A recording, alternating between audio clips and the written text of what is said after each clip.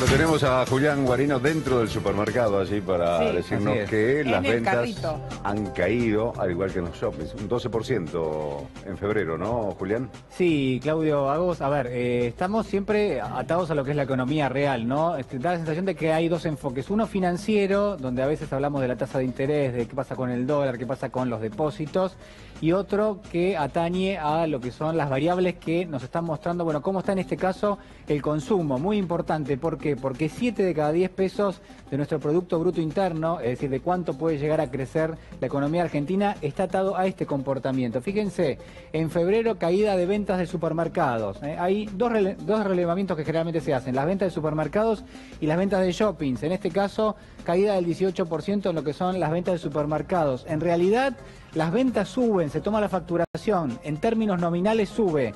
Lo que pasa es que crece por debajo de lo que es la inflación y en términos reales baja. Es decir, se vende una cantidad mayor en términos de facturación, pero cuando lo contrastás contra lo que es la inflación en los últimos 12 meses, la caída es del 18%.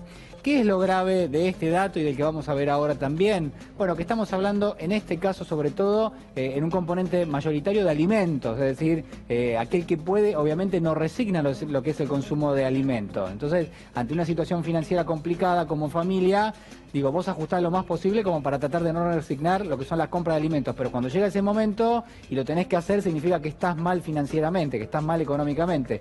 Ventas de shoppings, caída del 20%, también una caída muy fuerte, que respeta prácticamente lo mismo que comentábamos recién. Una suba en términos nominales, es decir, que la facturación es mayor en pesos, pero cuando vas y comparás esto con respecto a lo que ha sido la inflación en el periodo, te da, obviamente, muy por debajo de lo que ha sido la inflación.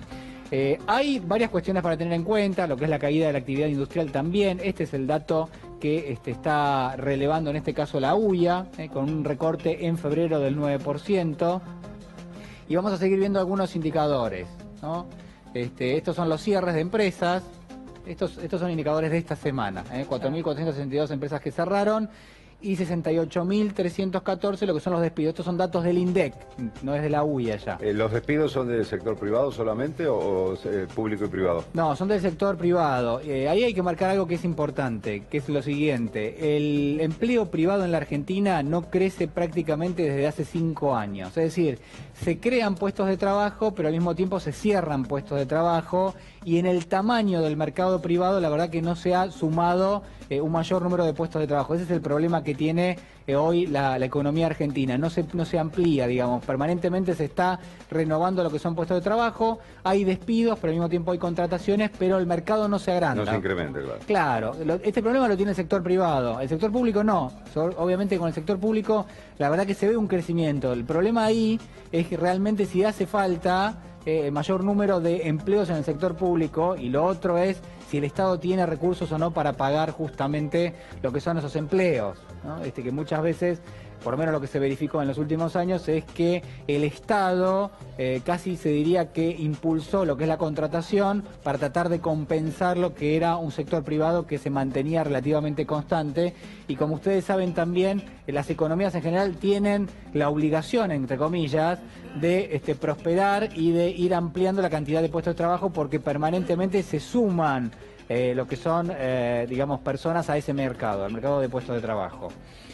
Hay otra cuestión que me parece, mientras repasamos lo que son estos indicadores, ¿no? La construcción, minería, hay datos que tienen que ver con lo que es la pobreza. Esto es de las últimas horas y quiero compartir con ustedes.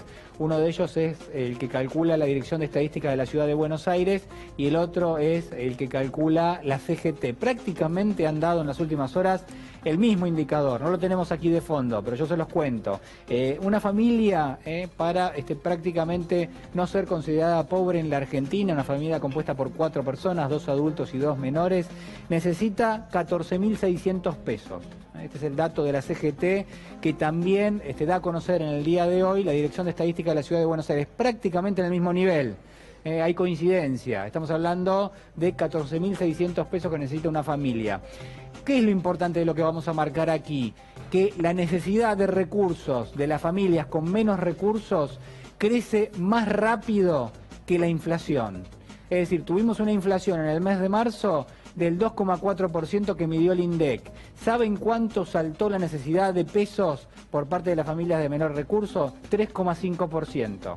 Cuando se mide lo que es la línea de pobreza va más rápido que la inflación. Es decir, que cada vez afecta más a los que menos tienen. Este es el dato para remarcar. Crece más lo que es el valor de la canasta entre lo que son alimentos y servicios básicos que necesita una familia que lo que crece el sistema de precios en su totalidad. La inflación avanza a un 2,4% mensual y la necesidad de recursos de una familia para no ser considerada pobre avanza a un 3,5% mensual. Entonces, esto es lo que yo quiero marcar, que me parece muy importante. Sube más rápido los alimentos y los servicios básicos que el resto de los precios de los bienes y servicios de la economía, y es el dato que a mí me parece que el gobierno tiene que estar tomando en cuenta. ¿Por qué? Bueno, porque está claro que si esta dinámica sigue, lo que vamos a tener en la Argentina son cada vez mayor cantidad de pobres, de familias pobres y mayor cantidad de personas bajo la línea de la pobreza. Es decir, acá hay una dinámica que no puede extenderse por mucho tiempo y donde me parece que tenemos que concentrar las miradas. Así que atención con este dato que se conoció en las últimas horas, yo lo quería compartir con ustedes, al margen de los indicadores que estamos viendo, que son importantes y que están mostrando en términos más macroeconómicos cómo está la economía de la Argentina. Bueno, en términos microeconómicos, si uno quiere, o de carácter socioeconómico, en este caso puntual, bueno, atención porque esta dinámica está afectando mucho a los sectores que menos recursos tienen. Gracias, Julián.